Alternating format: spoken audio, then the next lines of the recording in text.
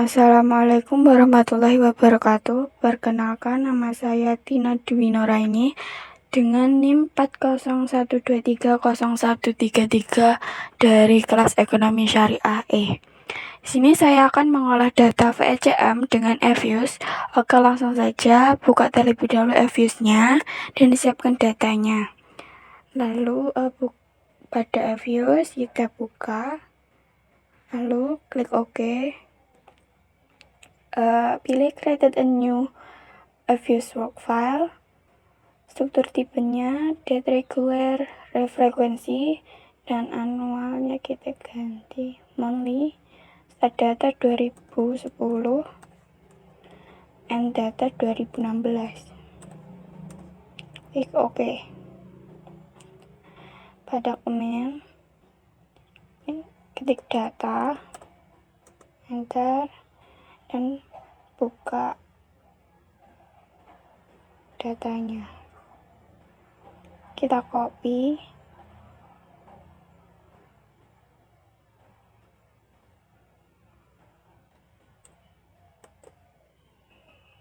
kita tempel di listnya. Ganti nama,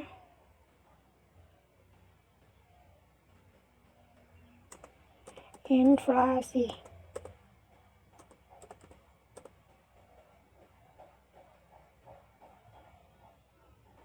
Dan ini BI rate.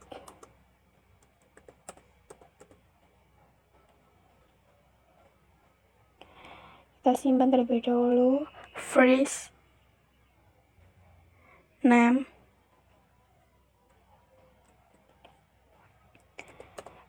data VECM. Klik OK. Selanjutnya kita uji yang pertama, yaitu uji stasionaritas. Klik view, unit row test, cross sectional independent. Tipenya kita pilih ADF. Untuk levelnya masih level.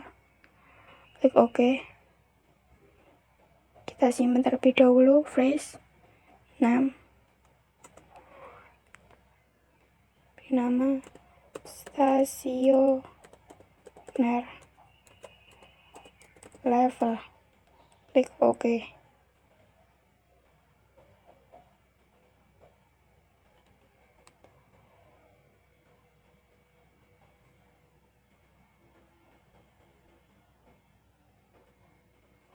Untuk analisisnya, H0 data tidak stasioner, satunya data stasioner. Keputusannya gagal tolak H0 karena nilai probability pada variabel inflasi dan BI rate ini benar lebih dari 0,05.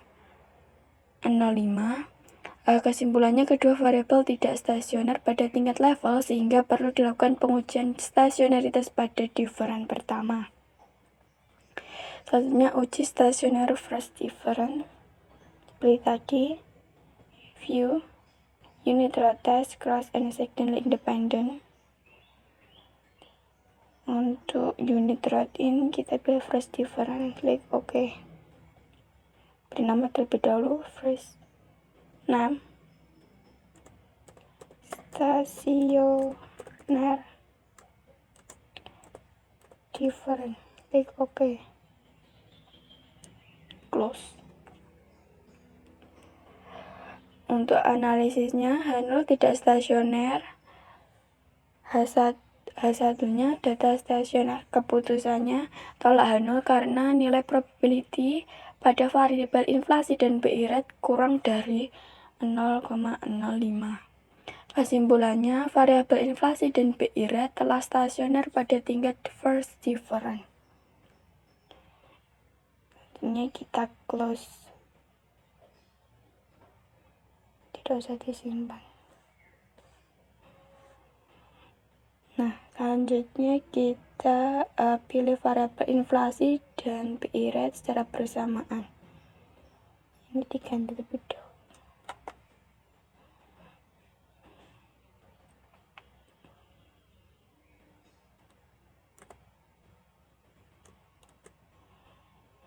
biarin. Oke.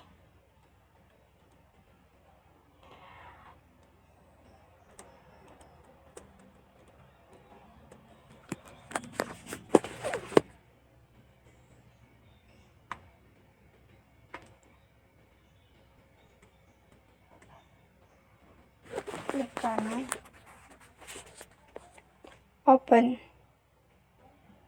Asvar. Ini kita ganti 1, klik OK.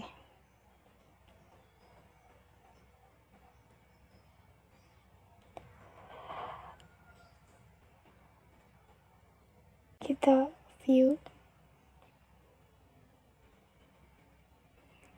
block structure,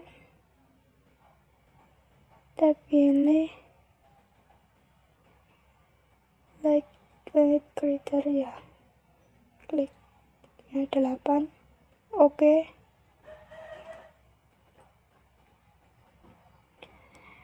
Hasil analisnya kita simpan, first name, nama like optimum, oke. Close.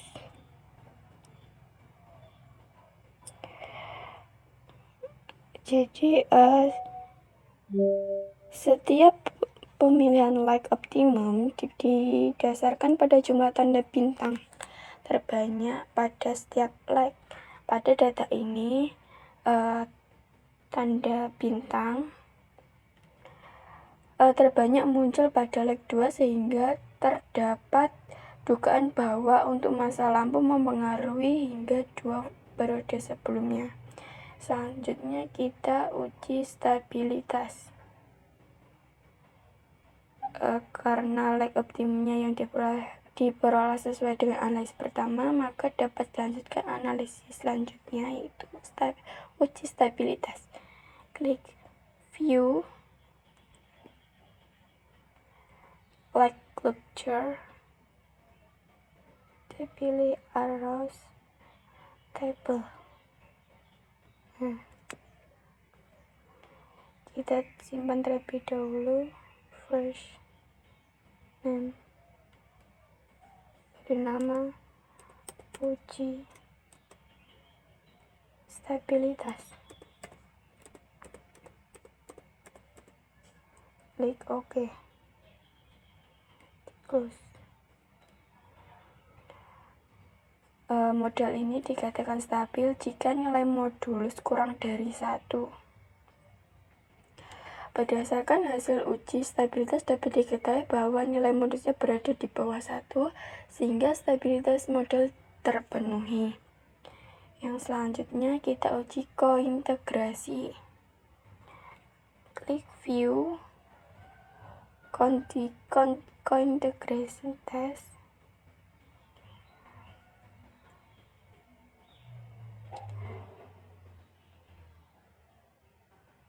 Langsung klik OK.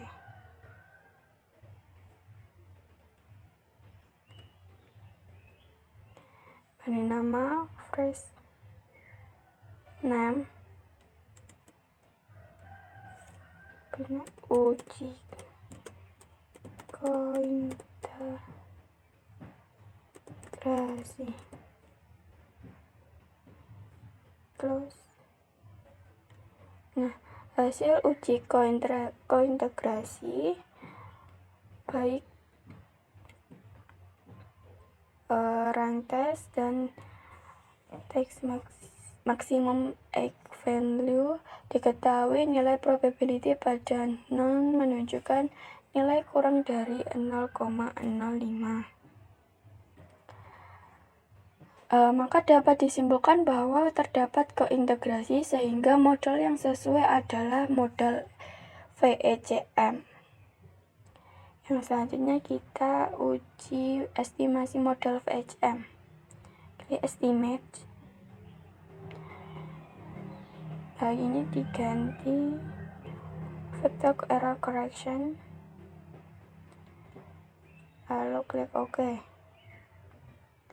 beri nama terlebih dahulu, fresh name, model VECM.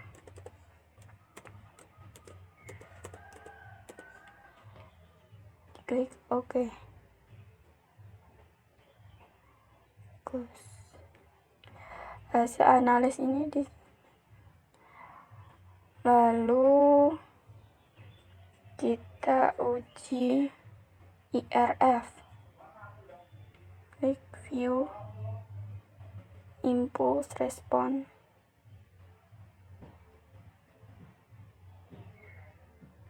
Ini kita ganti 20.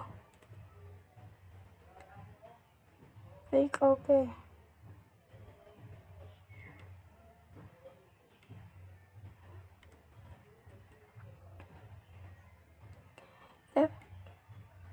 Nama freeze name IRF. Klik OK. Close. Nah, pada bagian ini menunjukkan bagaimana pengaruh guncangan atau shock terhadap masing-masing variabel. Respon yang pertama, BI rate terhadap BI rate. Grafik ini menunjukkan bagaimana BI rate merespon terhadap guncangan pada dirinya sendiri, sehingga terlihat bahwa respon positif dan cenderung meningkat seiring waktunya, kemudian stabil. Ini menunjukkan bahwa guncangan pada BI rate memiliki efek yang persisten pada BI rate itu sendiri. Lalu respon BI rate terhadap inflasi. Grafik ini menunjukkan bagaimana BI rate merespon terhadap guncangan pada inflasi. Terlihat pada respon BI rate terhadap guncangan inflasi cukup besar dan positif. Ketika terjadi guncangan pada inflasi, BI rate cenderung meningkat. Respon selanjutnya inflasi terhadap BI rate. Grafik ini menunjukkan bagaimana inflasi merespon terhadap guncangan pada BI rate. Respon inflasi terhadap guncangan BI rate adalah positif pada awalnya, kemudian menurun dan mendekati nol. Ini menunjukkan bahwa kenaikan BI rate awalnya menyebabkan inflasi naik sendiri, tetapi kemudian efek ini hilang. Selanjutnya respon inflasi terhadap inflasi. Grafik ini menunjukkan bagaimana inflasi merespon terhadap guncangan pada dirinya sendiri. Respon positif pada awalnya, kemudian menurun dan mendekati nol. Ini menunjukkan bahwa guncangan pada inflasi memiliki efek sementara pada inflasi itu sendiri. Selanjutnya kita uji forecast error variance decomposition. Klik view variance decomposition, klik, lalu klik OK.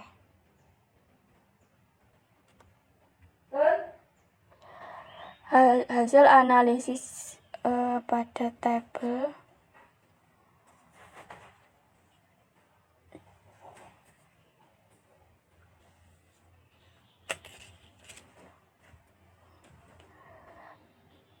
saya pada di tabel ini pertama menunjukkan bahwa nilai BI rate hampir 100% dijelaskan oleh nilai variabel itu sendiri atau tidak dijelaskan oleh inflasi. Pada tabel kedua